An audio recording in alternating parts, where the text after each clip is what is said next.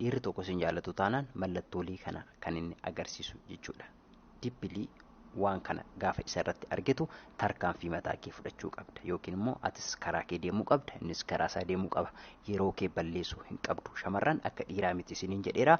Daftaniiti kan isin guddatan, daftaniiti kan isin dulloomtan, bifni keessan harca'aa dhufa, yeroo keessan immoo dhiira hin taane biratti gubuu hin barbaachisu jechuudha. Kanaaf tarkaanfii keessan sirreeffattanii tarkaanfii cimaa kana yoo fudhattan tokkoffaa isin akka ofii keessan of oolchitan isin taasisa. Lammaffaa akka inni yaada isaa geeddaratu isin waliin itti fufu kan godhu keessaa qabxii isa bu'uuraati jechuudha. Egaa qabxii koo har'aatti otoo hin darbin dura waa tokko isin yaadachiisuun barbaada.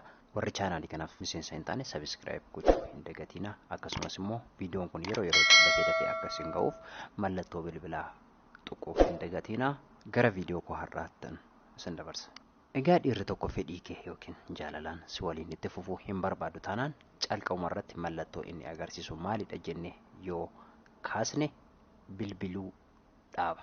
Bilbiluu dhaabuu isaa bichaa otoo hin taane bilbila hir'isaa dhufa jechuudha. Isa dur guyyaatti 3-4 bilbiluu guyyaatti al tokko al lama gochaa dhufa jechaadha. Minimaayiz gochaa dhufa jechaadha. Kana malees yeroo hundumaa yeroo calqabaatiif deddeebi'ee bilbila ture. Amma garuu si bilbiluu dhiisuuf yookiin immoo maaliif badde gaafa jettuuni sababa 10 dhiyeessa taanaan yookiin immoo sababa garaagaraa dhiyeessa taanaan si bilbiluu dhiisuufsaaf namicha kana shakkuu qabda jechaadha. Nama kana sirriitti shakkuun barbaachisaadha jechuudha. Kun immoo kan ta'u namni tokko gaafa isin jibbe yookiin gaafa isin irraa fagaachaa dhufe waa'ee keessan dhaga'uu hin barbaadu, waa'ee keessan yaadachuus waan hin barbaanneef sababa kanaaf bilbiluus dhiisa jechuudha. Shamarran keenya yeroo baay'ee rakkoon keessan jaalalaan daftanii kuftu. Torbanitti yeroo tokkos yoo isinii bilbile, torban lamatti yeroo tokkos yoo isinii bilbile, yeroo hundumaa akka isa yaaddanidha kan isin isaaf ibsitan. Maaliif baddeessi yaadeera mana jettanii isatti hin haasa'ina. Noormaalii yoo sitti haasa'e noormaalii itti haasa'i. Yeroo sana ati tarkaanfii kee fudhachaa deemi jechuudha. Maaliif hin bilbiltu yoo jetteeni kunoo si bilbilaan jira miti siin jedha. Yeroo sana ati torbanitti yeroo tokko, ji'atti yeroo tokko si bilbilee si waliin gaa'ela itti fufa yookiin immoo si waliin jireenya fuulduraa yaada jechuun matuma sobadha jechuudha. Kana dura viidiyoo koorratti isinii ibseen ture.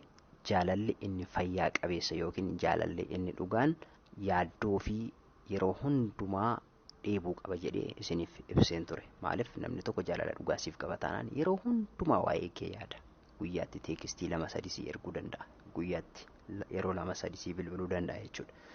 Kanaaf jaalala fayyaa qabeessa yookiin immoo jaalala dheebuu qabu yoo ta'e guyyaatti yeroo 2 si bilbila yookiin yeroo tokko si bilbila, torbanitti yeroo tokko, ji'atti yeroo tokko si bilbilee kun si jaalateera jechuun matuma hin danda'u. Yeroo sana ati isteeppii tokko tarkaanfachuun barbaachisaadha jechuudha. Lammaffaan immoo ammas waa'uma bilbilaa irrattidha. Ati yeroo isaadhaaf bilbiltu hin kaasu taanaan deddeebistee yeroo isaadhaaf bilbiltu yeroo hundumaa dafee kaasuu dhiisuu baay'isa taanaan ammas shakkuun siif barbaachisaadha jechuudha. Kanaaf kun immoo irra deddeebi'ee gaafa appilaayi sirratti ta'u yookiin immoo ati bilbiltee gaafa inni bilbila si kaasuu dhiisuu baay'isu jaalalli keessan matumaa itti fufuu hin danda'u. Maaliif wal caqacaquu jammartu ati maa bilbilan kaastu jettee oriituu dandeessa, innis immoo deebisee si ori'uu danda'a. Kanaaf yeroo hundumaa arraba wal jala deebisuu waan dandeessaniif matumaa yeroo kana tarkaanfii mataa kee fudhachuu qabda jechuudha. Kanaaf yeroo hundumaa ati waan kaasuu hin qabne maaliif naan bilbiltu, maaliif bilbila hin kaastu jettee matumaa isa caqacaquu hin qabdu jechuudha. Yeroo hundumaa gaafa inni cal jedhu atis cal jettee karaa keessaatiin tarkaanfii mataa kee fudhachuun siif barbaachisaadha jechuudha. Akkuma dursa isiniif hime kun immoo wal morkii wal caqacaquu waan kaasuuf callisteema tarkaanfii mataa kee fudhachuun barbaachisaadha jechuudha. Kanaaf yeroo ati isaadhaa bilbiltutti kaasuu dhiisuu baay'isa taanaan yookiin immoo irra deddeebi'ee bilbila hin kaasu taanaan jaalalli keessan adda cituusaa kan agarsiisu keessaa mallattoo isa tokkodha jechuudha. Egaa inni sadaffaan yeroo hundumaa badee yookiin immoo turee si bilbilee dhufa taanaan yeroo dhufu sana immoo yeroo hundumaa daareektii wal qunnamtii saalaa si gaafata taanaan yookiin immoo fedhii foonsaa si waliin raawwachuu barbaada taanaan yeroo sana kan kee deebiin noo ta'uu qaba. Hin ta'u jechuun siif barbaachisaadha jechuudha. Inni kun murtee kee isa dhugaa ta'uu qaba jechuudha. Waan jaalattu qofaaf yookiin immoo waan isa barbaaddu yookiin waan inni nama bareedaa yookiin qabeenya qabu ta'e qofaaf isa waliin akkuma inni seeksii gaafateen wal qunnamtii saalaa sana goota taanaan ofii kee gadi of buusaa yookiin immoo of cabsaa dhufta jechuudha. Yeroo sana kabajisiif dhaba jechuudha. Torban guutuu ji'a guutuu badee dhufe yeroo dheebotutti yookiin immoo yeroo fedhii foonsaa barbaadutti qofa dhufe si argata taanaan siifis kabaja kee innumtiyyuu siif kabaja siif qabu har'isaa dhufa jechuudha. Yookiin immoo ilaalchisaa siif gadi bu'aa dhufa jechuudha. Kanaaf yeroo sana ati yeroo inni badee dhufutti waa'ee jireenya kee yookiin maaliif akka inni bade teessiftee gaafattee haasoftee dipilii waa'ee isaa baruu sirra jiraata malee yeroo sanatti callisteema ati ishii jettee wajjin walqunnamtii saalaa raawwachuun matumaa barbaachisaa miti. Kana malees namni kun walqunnamtii saalaa qofaaf yookiin fedhii foonsaa qofaaf si barbaada jechuudha. Yeroo kana ati of eeggannoo gochuun siif barbaachisaadha jechuudha. Inni arfaffaan yeroo teekstii walii barreessitanitti haa ta'u yeroo bilbila walii bilbiltanitti yeroo calqabaatiif baay'ee itti gammaddu, baay'ee sitti tolaa, yeroo haasoftan hin kolfitu.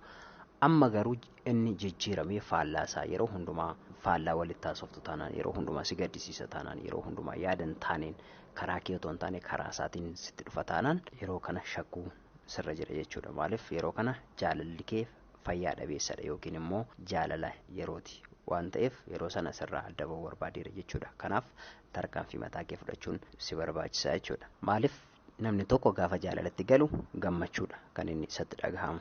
Yeroo hundumaa gammaduu barbaada.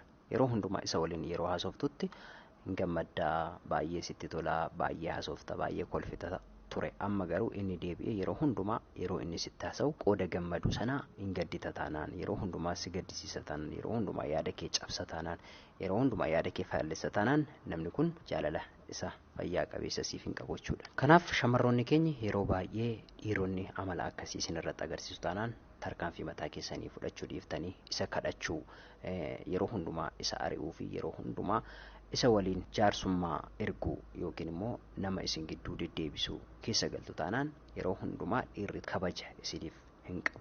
Yeroodhuma sana isinirraa adda bahuu barbaada jechuudha. Maaliif kana gochuu hin qabdanii kutannoo qabaachuu qabdu. Dhiirri sun gaafa mallattoo akkana agarsiisu atis mallattoo sana appilaayi gochuun barbaachisaadha. Yeroo sana matumaa dhiirri sana jaalala isaa keessatti sin irraanfatu, kutannoo kee sana hin irraanfatu, kabaja kee sana matumaa irraanfachuu hin danda'u jechuudha. Viidiyoo koo har'aa asuma irratti hin xumura. Viidiyoon koo yoo isinitti tole laayik sheer gochuu hin dagatinaa. Isinis immoo koomentii jalatti yoo nu barreessitan isinirraa waa barannaa. Yoo isinitti hin tolles immoo koomentii jalatti yaada keessan nuuf barreessaa.